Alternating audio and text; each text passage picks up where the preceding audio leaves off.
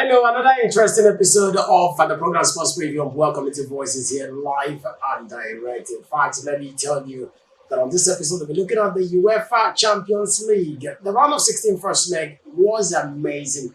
In fact, a very terrible time for the English teams with 4 losses and 2 draws, leaving them in a very precarious situation about qualification. We saw Paris Saint-Germain come out very well top of Chelsea in that one 5-2. And it was Real Madrid. Valverde had 3 in the first half.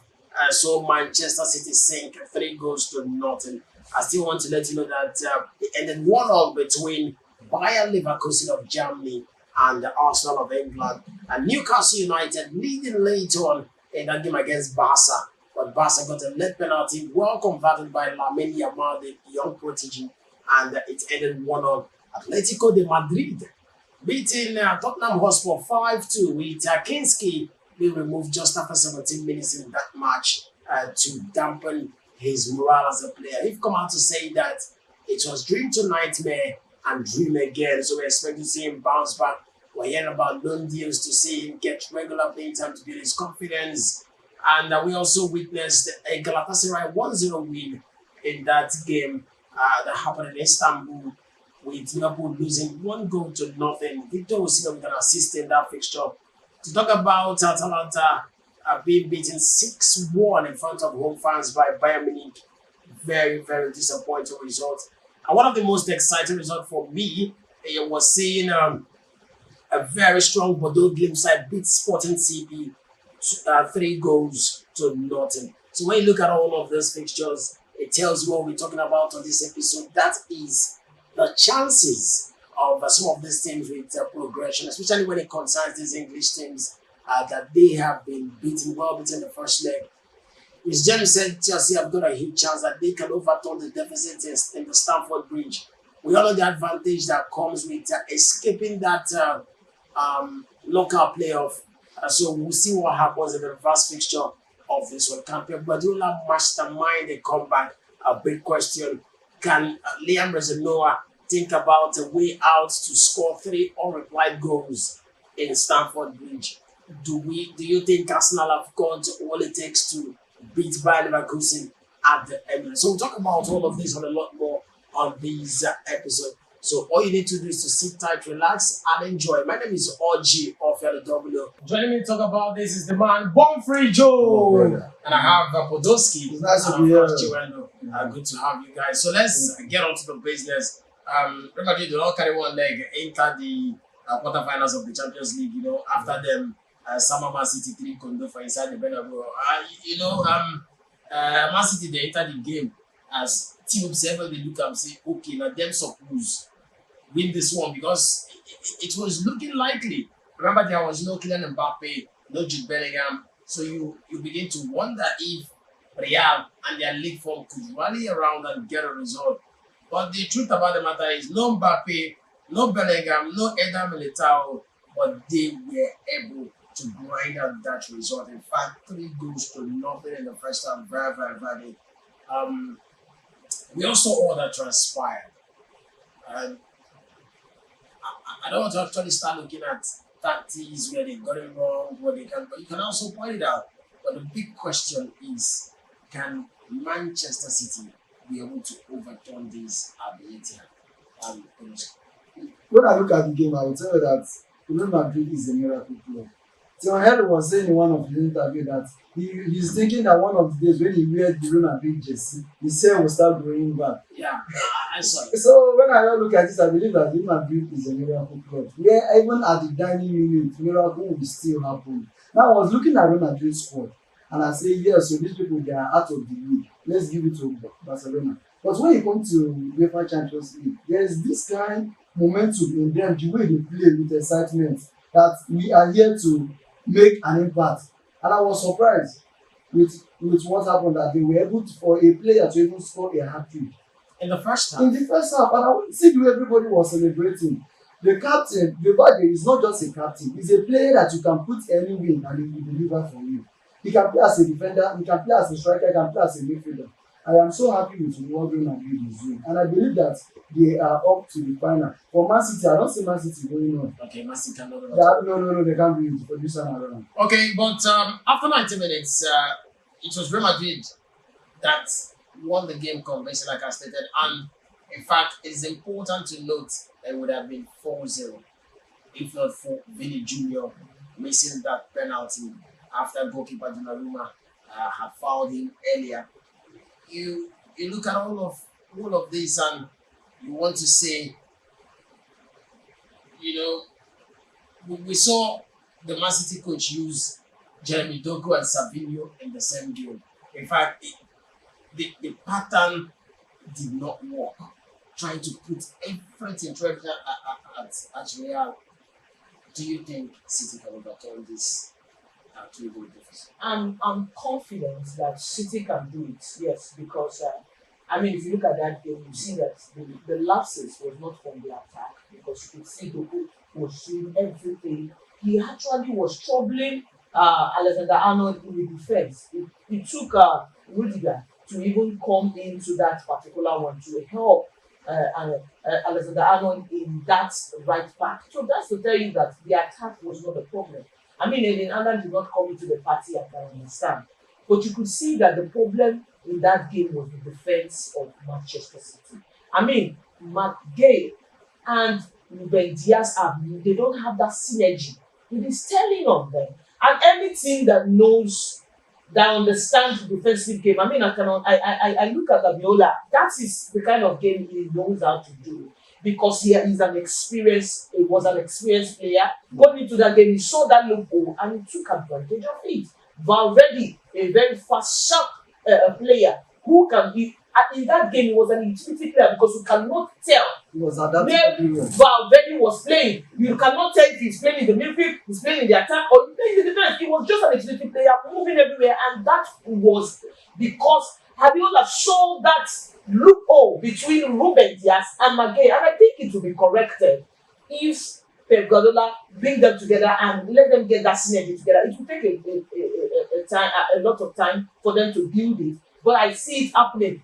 If they can get a win against Real Madrid, definitely they can. But to qualify, it's going to be a very difficult situation for them. But I still feel at the Etihad, Manchester City will get a victory.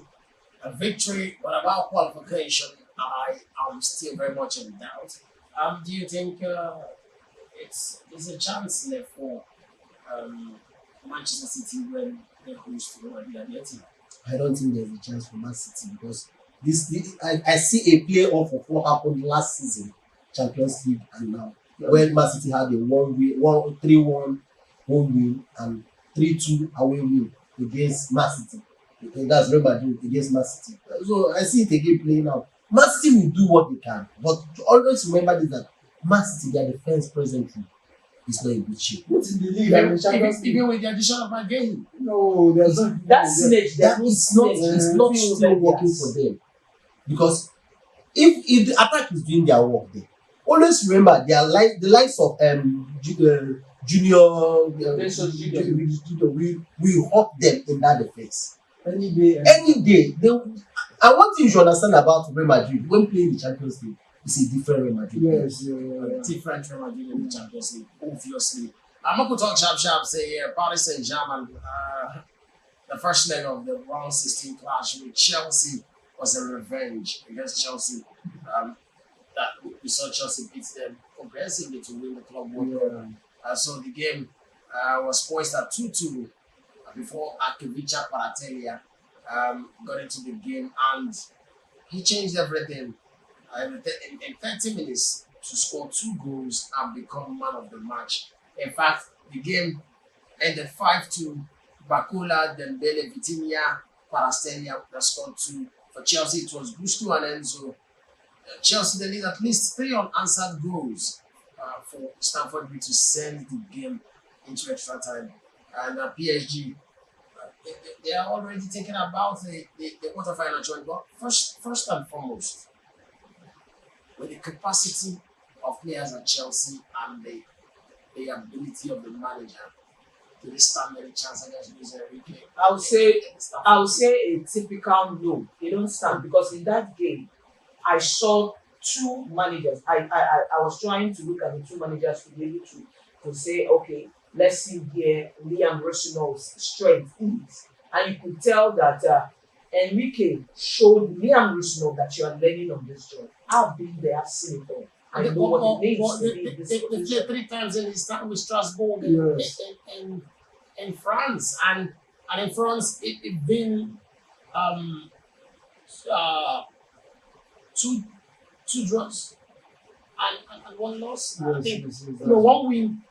I think one win, one loss, one draw, or something like that. But the fact that in their last encounter, it was very, very huge to see Liam Rosino beat that Paris Saint-Germain team. I think that was one of the reasons why they thought in his direction. I beg to disagree in that extent. I mean, league matches is always different from Champions League. There's this spirit that comes with it. But even at that, the managers actually won that game, not even the players. Because if you see from the first 10 minutes, I saw what Luis Enrique did there. He made some changes that the position. I mean, if you check it, even in the second half, you could see that Betia was playing more deep in that game and got a goal at the end of the day. That's to tell you that, first and foremost, the players in Chelsea, we will say it over and over again, they are average players. Yes, Enzo Maresca was able to. I disagree with you. Enzo Maresca I was able disagree to. with you. You can't say that Chelsea. They are average Yeah, I players. disagree They are with average you. players. I disagree I mean, with you. Naturally. Enzo Maresca. They are So not tell average me players. What what are they? like You have that guy. The players there. What are the who are the players? Okay. I mean, what like apart from now, let's say apart from Moise Caicedo, Enzo Fernandez, Obama, please mention what class players then. So you tell me that James is not a world class player. I'm coming. Okay. Because Oh yeah. I want to get there. James is one of the best right back in the world. Say it. If Luis James goes to Real Madrid, He's going to keep Trent Alexander-Arnold On the any bench. team. Yes. Any day, To anytime. surface in the national team in England. now let me give you an instance. If you have a Luis James and a Alexander Arnold as a manager, who will you be going for? I don't play James anytime. Thank you. But do you have any exception? Anytime, any day, will you have an exception for that? Except, Like I said, there's always going to be an exception. We're not saying he's not a quality player. When you talk about a world class player, we're talking about in totality. yes, in all Is he in my opinion, in all the Dembele is not a world class player, but is he an injury prone player? Exactly. He is. Now the fact That is an exception. That brings him out of the top class. When we're talking about top class, because any manager that is any manager that is going for a player must always look at it. Injury has taken No matter how taken good everything you are away from him. as a manager, you must always look at it. We're talking about a Van Dijk that plays week in, week out, and you get a defender that is better than Van Dijk, but has injury concern. You go for a Van Dijk. You see a player that is not so equal to that task. when you say So it's not an exceptional player. when you say world class, I'm trying to arrive to say What are the criteria? James is a player who can play in anything in this world, in his capacity, in his right. You can keep him on the bench and you can give a reason in his feet. There are very few right backs who can keep on the bench. In fact, he can even play multiple positions than Trent can. But he will never get to a world class team. That's the truth. No world class club will come for him. Because of that injury crisis. It's not that he's not a good player. It is part of the game. It is part of the game. Caicedo is one of the best midfielders in the world right now. There are very few midfielders you can compare to A Caicedo. midfielder that always gets a card. It's not too. That's also part of the game. One thing you should understand about Chelsea. Chelsea is not The disciplined. most red-carded player, the most red-carded player in the world is Sergio Ramos. And Sergio Ramos is one of the best defenders to have been. Any day, anytime. Mind you, I'm coming. because I want to also arrive. most of this There's is an instruction. Enzo Fernandez. I call that. Who is world class. There's a Obama who in the pecking order in the world of football is up there in the echelon. And if I just call 3 midfielders of Chelsea who are world class. That makes Chelsea the team with one of the best midfield in the world. And they are not even making use of the midfield. So what I'm trying No, to see, what I'm trying to you arrive say they are with the best midfield, but they are not making What I'm use trying to arrive good at use of is, that midfield. we're actually talking about World class player. we're talking about form. Chelsea is way in form ahead of Paris Saint-Germain at the moment. I bet you disagree. You have to go and check what is happening in the league. Right. We are just 1 point top of the goal now, and that tells you the reality of what a Paris Saint-Germain team can do. I mean, compare them to what they had last season and what they are having now. What's happening to Chelsea in the league? I'm arriving in the league for a team like Chelsea. When you're talking about form, you should look at the last 5 games, or look at the last 4 games, or look at how they are playing now. So what I'm trying to say is that the calamity of what happened in that fixture should not entirely be on Liam Rezamoa. Probably because he What of left, the goalkeeper? yeah, probably because he left Sanchez on the bench because he preferred a better ball playing goalkeeper, in his opinion, who could confidently start playing from the middle, which is like his pattern of play. But what I'm saying in my words were that until 73rd minute, Chelsea were top of that game. In fact, they approached the game. Liam Rezamoa approached the game in a very, very professional manner. I'm trying to correct the fact that she said that he was taught that he's a learner. I feel like the game was lost when the goalkeeper made a mistake and gave it to Bagola. I bet Vitinha made it 3-2 on that. and it disjointed the team. And the 2 goals that Kvaratskhelia have scored did not in any way have anything to do with Enrique's tactics. It was individual It's not brilliance. about individual brilliance. I'm talking about the If you tactical know-how. Tactical know-how. He See, knew when to bring him in. see, When did he start the game? let's He's not a understand starter. this. See, let's Kvaratskhelia is not a starter. He's a starter. Chiwendo. But he was sitting on the bench to tell you the technicality of Luis Enrique. One thing you should understand He is knew that I that will bring you I to still say- finish the damage. And he brought him. Chiwendo. And he made impact. I'm Chiwendo. talking about the changes. Did he make an impact? That is the technicality I'm talking about here. Chiwendo, let's take this. Chelsea may be a better team, but one thing you should understand that night Chelsea were not in their A game. Understand that. They were not in their A game. This was a revenge of the version of what happened in the club At the Club World Cup. Because the he used version of- almost similar tactics because that- Enzo Maresca used at the Club World You're Cup. trying to say, what you're trying to say now is that there will be no fight from Chelsea. There is no there what. will be no fight from Chelsea. Of course, there will be There'll be a fight. But see, what you It's should not understand. possible that they can even win, wait. but they will not. They will win, but what you should understand. It's possible. Chelsea may come close, so close in winning that game. Because that's not But foolish. you won't just be scoring and you watch PSG not to score. Of course, they are an attacking side. This is an attacking team. They will. If you score 2, they will score 1. How are you They- sure? Wait. Me, I just look at that game. I'll just say that See, Chelsea were in their last 6 match, in the last 6 between both teams, their last 6, Chelsea has lost 2 games, drawn 1 and won 3. PSG has just lost 1, drawn 1 and won 4. Okay, well, That is to tell you. that's PSG is an attacking side. that's what I said. I think we've been able to establish, but all I was just trying to point out here and there is when we're talking tactics, we should also always be fair. I think tactically, Liam Rezamoa was in charge of his game, and the fact that there was a collapse. Now, the fact that When you watch, I don't understand what you're saying, but so let me make my point.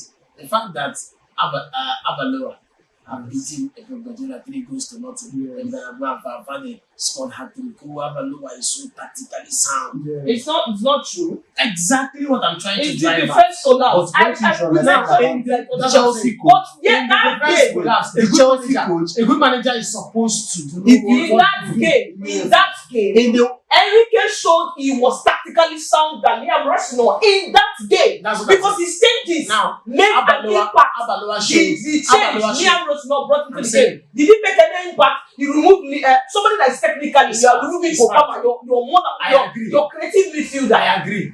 Tactically, he was nowhere to be If found. you follow Chelsea, then you would agree with me that Palmer's fitness have been a question. In fact, it was part of the reason why Maresca was sacked. So they know the number of minutes that he can play. He's being managed. So some of those substitutions that you see, they do not come from a place of is what I want to do. That's what it takes to manage the Same team. with João Pedro. Removing João Pedro that was disturbing the defense of Paris Saint-Germain and bringing a Dilan. Now, And you tell me that was tactically sound. Is Abaloa tactically sound than Guardiola? No. Now, was Guardiola beaten from the start of the game by Abaloa? And did he mastermind Valverde's hat-trick in the first half? And that is what, if your analysis about technicality is about who won on the On that night, on the night, if you look at his Abaloa 5 is a minutes, better manager yes, on that on that night, So yes, that what 5 did minutes now into that game, All these things 5 we are saying, minutes into that game, in you their could last see the defense in were not their FA Cup steady. game, in the FA Cup game, if you watch Chelsea play in that match, you saw that Chelsea was not even quite serious in that game. It took them extra time to get a win. Yes, I was. Now, you will think about how many changes happened in that FA Cup game. How many starters? How many changes did the coach make? See, when we must always remember that Chelsea is one of the largest squad in the world now. So you must give playing time to everybody. So you have a João Pedro and he's a Champions League game, and João Pedro is playing and he's yet to score as a striker, and you can't bring in a Liam Delap because tactically he's the one disturbing the game. People must get playing time, and it's a World Cup year, and so that is what it takes to manage a team. But let's not dwell so much on it. Arsenal kept it late before they had to manage one goal against Bayer Leverkusen as the game ended 1-1. A controversial penalty, we must say, but in my opinion, it was a penalty because you must make sure that you get to the ball in every tackle in your box. And we saw Kai Havertz score that penalty against his former team Bayer Leverkusen. Arsenal will host Bayer Leverkusen in the Emirates. That will be on Tuesday, the 17th of March. It's going to be a tough game anytime, any day. In fact, some persons are saying that if you look at Leverkusen away record, that they've been terrible. It's looking like his whole Arsenal dance for those skin your opinion. In my opinion, I believe that this is an Arsenal game. Why would I say so? I watched the match very well and I discovered that even though Arsenal tactics were used against them, Arsenal are very good in scoring from corner. And now people are using it against them and they're trying to defend it so that they will not get a corner. One thing, Arsenal have enough chances in that match to see the game, but they are not able to convert it. If you are playing a UEFA Champions League match, you should be able to convert your chances. Me, I don't see Arsenal winning this UEFA Champions League, I will say that. But that advantage of playing in Emirates Stadium is a boost for them. So I think it's just them and Newcastle United that got a draw from the English teams that play this weekend. So if Arsenal, Ebere Chukwueze, can be able to convert his chances when the game is given to him, I believe that Arsenal should put more effort on that. Not just controlling the position without scoring the necessary goals in that match. Okay, I think I predicted it's always going to be difficult for English team to go to the German team, German league or Germany to win. It's always difficult. I mean, English they find it difficult to play there because German too they know how to play compact football, almost similar with what English team play. But the superiority is always the fact that quality comes into play when you compare these two leagues. So, I mean, I expected that Bayer Leverkusen will give Arsenal a run for their money. But the good thing is that Arsenal got a draw in that game. And then I'm sure they are going to finish it at the Emirates Stadium. Bayer Leverkusen don't stand a chance against this particular Arsenal team. Scrub depth and everything going for them. They don't stand a chance. But there's always this slim mistake with Chelsea. I mean, Declan Rice for me has been making some silly mistakes, and I feel like if it's not corrected, Bayer Leverkusen can pound on it and get a win in that game. But I see it as a walkover for Chelsea. I feel like at the Emirates for Arsenal, at the Emirates Stadium, I feel like Arsenal have it going for them. I think they can. Okay, you're never going to say that's all right. But what we are trying to say, again, I've seen Arsenal winning that game. Head to head, Arsenal has more wins at Emirates than this Liverpool. anytime they face Leverkusen. It has always been a 4-1 win or a story when Leverkusen comes to But Emirates. Leverkusen are not in good shape. Even when they are in good shape, even when they were in good shape last season, yes, we won them 4-1 at Emirates. Okay, well, let's leave it at that. So which shape again do you Nothing to want? say. It's going to end 4-1. Arsenal will win. Good thing. Just I don't think Atlanta stand any chance. There's No. nothing about that. There's no need of talking about Atlanta presently. Against Bayern. There's no need. Especially I remember when I Arsenal think Bayern Munich should use their second 11 to play. I remember when Arsenal faced this team against Bayern. it was 9-1. It was 9-1. We know The second leg at Germany will be a time. Why are you always measuring Arsenal? What of Barcelona? Yeah. Barcelona also received. I'm trying to tell you about I felt my team. Atletico and Tottenham. I feel like the game is still open. It's anyone's game because It's anyone's game. yes. It's not anyone's game. It's a a potato. There's a problem going three goals. I feel like there's an All internal reply. problem. 3 goals, 1 reply. That's what they do. Do you know when There's Tottenham an internal problem going on with Tottenham Hotspur, and it's not something that Ugotudo can be able to manage. Even the players are already revolting, talking. I mean, we're hearing news that the dressing room is divided. So you could see that the players are tired. The manager is looking like he's clueless on this thing because there's an internal war. Until they fix it, it's going to continue to affect them. And I think if they're not careful, they may be going to the relegation championship. It's looking like it, and I think they've decided to sacrifice the Champions League for The to see Premier their Premier League season. Newcastle and Barcelona. I think that's where we might be seeing some surprises. Newcastle, I saw the goal they scored. Like, that was an amazing goal. Newcastle can still win Barcelona with the way things are going. If Barcelona do not sit up, Newcastle will take the lead. At Camp Nou. It's a very difficult It's one. very difficult. At Camp Because Nou. you see, there is one thing about the Spanish La Liga. They know how to support their own. They like when you come to play at Anfield before Ali Slot came in, because Anfield is now a walkover. Anybody can go They there. never walk alone. But when you come to play at Anfield, there is this fear. First of all, players who have gone there, a lot of players that world-class players, they say when they come in there, the fear first of all will come to them before they will not get themselves into that game. So I think that's what is happening at Camp Nou. They have this synergy. The fans know how to cause you to lose balance as a player. If not that you're a professional, you may even want to run away from there. It's going to be difficult. That's why I felt like Newcastle could have buried that game. And I feel like Newcastle can still get a point there if they can put themselves together. Because I did not expect a Newcastle team to play the way they played against Barcelona. Barcelona could have lost that game to Newcastle if it was not because of the penalty. Yeah. So I feel like if they can play like that, forget about the crowd, focus on the ball, just get yourself psychologically ready for whatever will happen and concentrate on that game. I give Newcastle a chance to win Barcelona. Okay, Newcastle got a huge chance in your opinion. Do you think Newcastle can win? I don't think at Camp Nou it's a difficult game for them. Very difficult because the likes of Yemi Yamal want to, but it's not living up to expectation. It's not living up to expectation, but on the home soil, In the La Liga. on the home soil, What is this hat-trick? he will do wonders in the home soil. Especially with the fact that the first leg gives you a room to correct your mistakes in the second leg, because you now know this team. Because sometimes there are no much history. Sometimes you want to know them now. And I think Barcelona underrated Newcastle. It's not underrated. Look at it. Spanish teams hardly play English team at England. Against Chelsea, I get the result. Against Chelsea, Barcelona fell for that.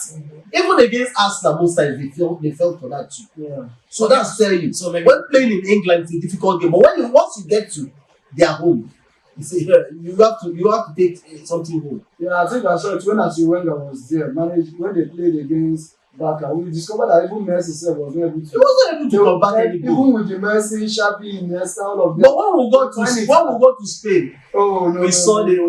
I mean, it happened in 2019 when they beat Liverpool 3-0 at the Camp Nou, and when And they got you everything wrong. in 4-0 win for Liverpool. Talking about Anfield, we saw Galatasaray and Osimhen. They are doing wonders. In fact, they survived the playoffs against Juventus, and now in the Champions League round of 16 proper, they escaped 1-0 against Liverpool. That is the game I'm most interested in, and I feel like it's that kind of game where you can write your name in the sand of time, like the likes of Osimhen, score a hat-trick on a day like that. Tell England that if only I was in this league. So do you think Galatasaray can go to Liverpool? I'm giving it a 100% to Galatasaray. Because I mean, the first one in the league phase, it was a fluke. Everybody said it's just a mistake, and now Anfield is no longer the Anfield we used to know. Anfield, anybody can win. Nottingham Forest went there to win. PSV went there to win. So there's nothing so special. There's nothing so special in Anfield, and not even a draw. I feel like Galatasaray will win and win well against Liverpool because Arne Slot has lost it there. The player, if you see the game against Galatasaray, you will be wondering, is this a Liverpool team that's playing? I mean, I watched the game against Liverpool and Wolves, and I was like, is this a Liverpool team? No, something is wrong somewhere. I think that the slot has lost it in all areas, and it is going to play against Galatasaray. They are hungry.